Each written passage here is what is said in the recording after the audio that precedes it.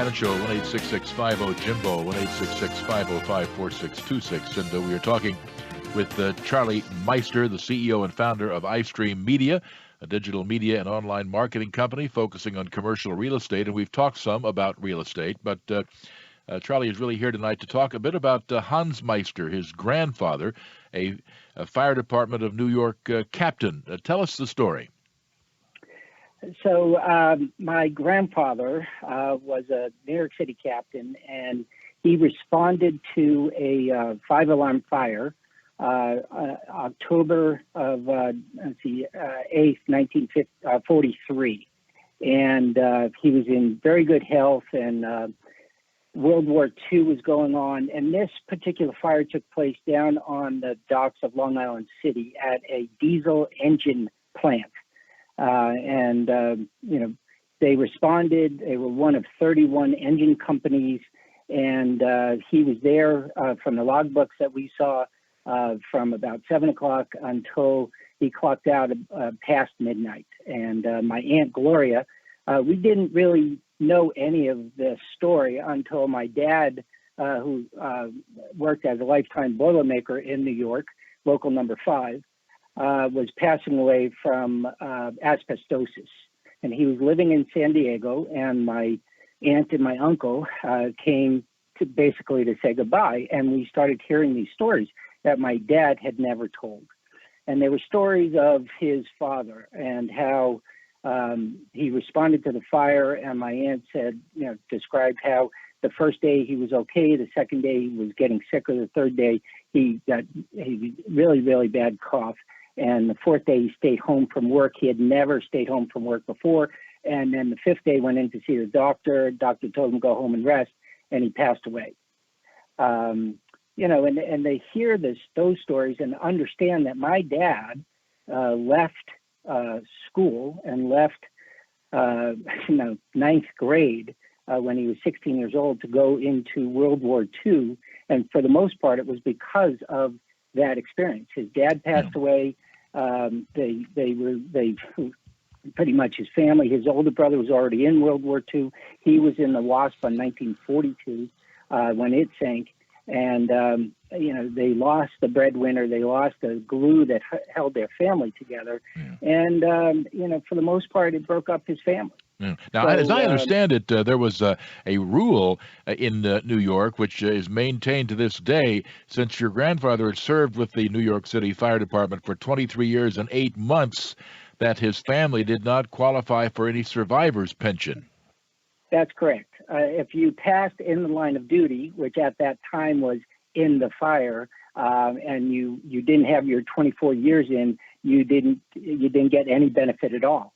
And in fact, the story that was told that day when with my aunt, my uncle, and my dad was that they all recalled a fireman's parade had come, and all these people had come to pay their respect. My dad fell asleep underneath the coffin that was in their home in St. Albans. And my aunt said she woke him up, and the parade was starting, and the boot was being passed. That's the money they received. Everybody who came put something in the boot because they didn't get any benefits. They really got nothing from this. 23 and a half years of being a fireman, of dedicating his life to saving others, of being, the bravest, and it's really heartbreaking. And like I said, we didn't really understand that. What we understood is my dad was, he was pretty angry, to tell the truth, as a young man and as an older man, until he met my mom. And when he met my mom, his life changed again. But it didn't change his family's life. It didn't change his sister. People had they were out of work. They lost their home. It was really devastating. It was really an injustice. And I recently heard Tom Hanks talking about his father and watching his father being killed. His father watched his grandfather being killed, and he said that was a raw deal. And that's kind of the way I've been feeling about this recently, is that, my dad's family got a raw deal, his dad was definitely in the fire. His dad had something what they call acute respiratory distress syndrome, which is ARDS, and it attacks your lungs, and over time it degrades things so that you end up, many of these cases, like my grandfather's case, you die of heart failure. And that's all been chronicled. This is a classic case, according to the attorneys at Vishnick, McGovern, and Milizio, and the Honorable Edward McCarty. He's working with us pro bono, and he's a son of a captain. He's been an attorney general in New York, so they really understand what had occurred. And the problem, I think, at the time is that the way it was considered is you needed to die in the fire. But forensics and science has taken us so far, that we understand the impacts now of fire and fire-related injuries to the point where we see what's happening with, friends who were in 9/11, and the firefighters and the first responders who were there. So, these are things that we believe that looking at this case, it's a clear case that it's in the line of duty, and that the science hadn't caught up to what the fire department understood at that time. Now, where does this stand? Where does this stand in terms of the law? Are you proceeding with a lawsuit? Or are you trying to get a legislative change in the city of New York? What is your effort? Well, right now, what we're trying to do, and this is really originated by my brother Rich, what we're trying to do is we're trying merely to get his name included on the Wall of Honor as a line of duty death. We're not seeking any money. We're not seeking any damages.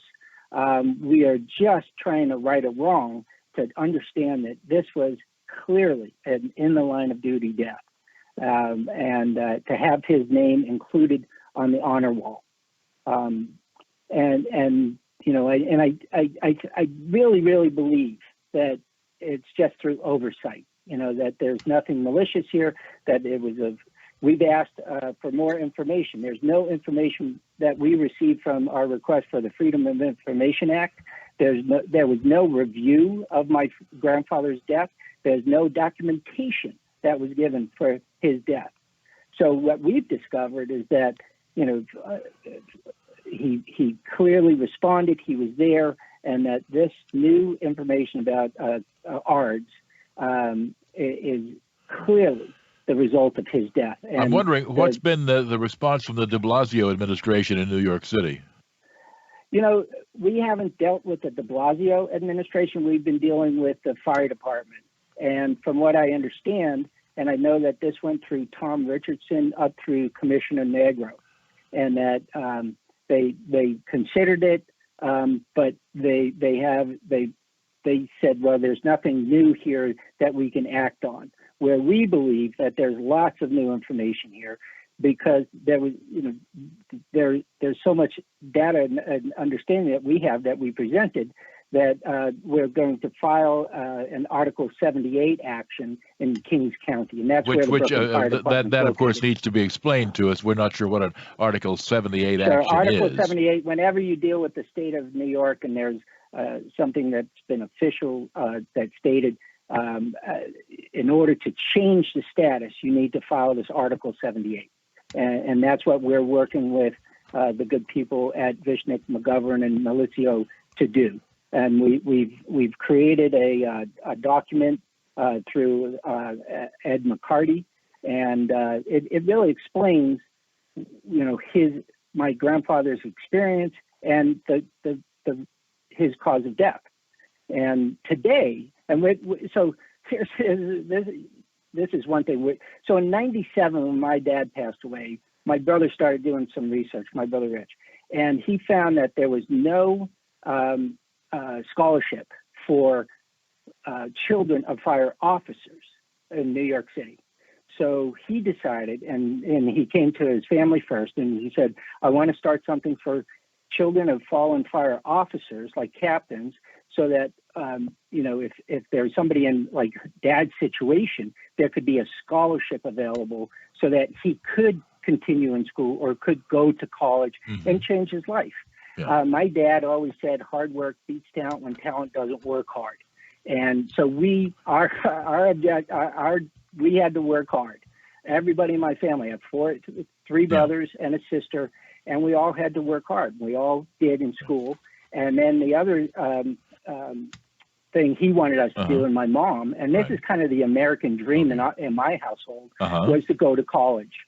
So no one else in his family had gone to college. No one else in my mom's. My mom spent a year at FIT, and then she got a job and she left. Right. So to go to college, to better ourselves, that became our, a most worthwhile effort, and we are overdue for a break. We will take that break, come back, and take a call for Charlie Meister in just a moment.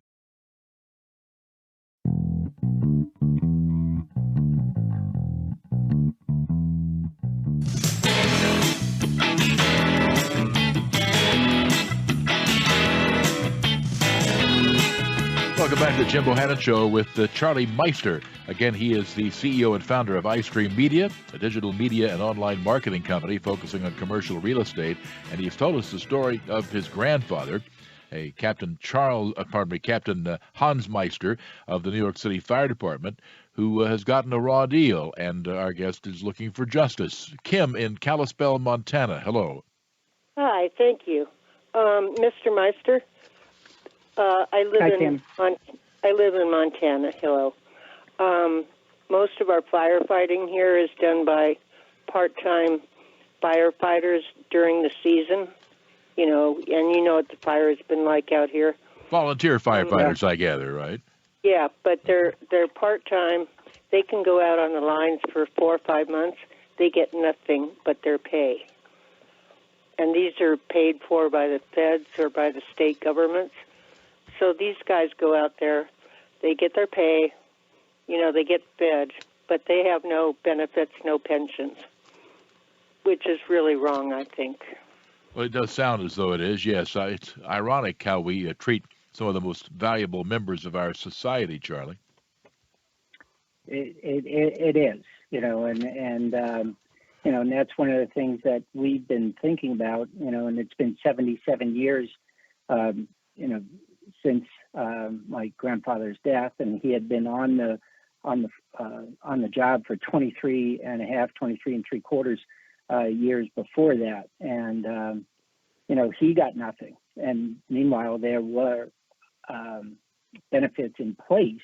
Had the fire department reviewed his case and identified the cause of death, my dad's family would have had some benefit. And those benefits weren't that great, but it would have been helpful, and more importantly, and that's what we're thinking as a family, his death would have been recognized as a line of duty death. So one of the things that we've done, Kim, as a family, we started this nonprofit scholarship for children of fallen fire officers. And to date, we've given over 400 scholarships and over $3.5 million. And it's because my dad, insisted while we were growing up that we learned to give back. Yeah. And I'm curious, for people who would like to learn more about the scholarship, is there a website or something to which people could refer? Sure, you can Google Captain Hans Meister Bravest Scholarship. Now that's Captain Hans Meister. That's Meister. And what was the part that followed that? Bravest Scholarship. Bravest Scholarship. There were two other fire officers who were joined, and this is run out of the Uniformed Fire Officers Association in New York. Anyway, so if you look up UFOA and Hans Meister Bravest Scholarship, you'll find it. All right. A very worthwhile story, and please stay online, and we will speak off air. Again, Charlie Meister, who is with us this evening, talking a bit about his grandfather and about an injustice, which is apparently still the policy in that particular case. And as I noted, it is tragic how we treat some of the most valuable members of our society, firefighters being right near the top of that list. And so stay with us, more to come. I'm Jim Bohannon, and this is Westwood One.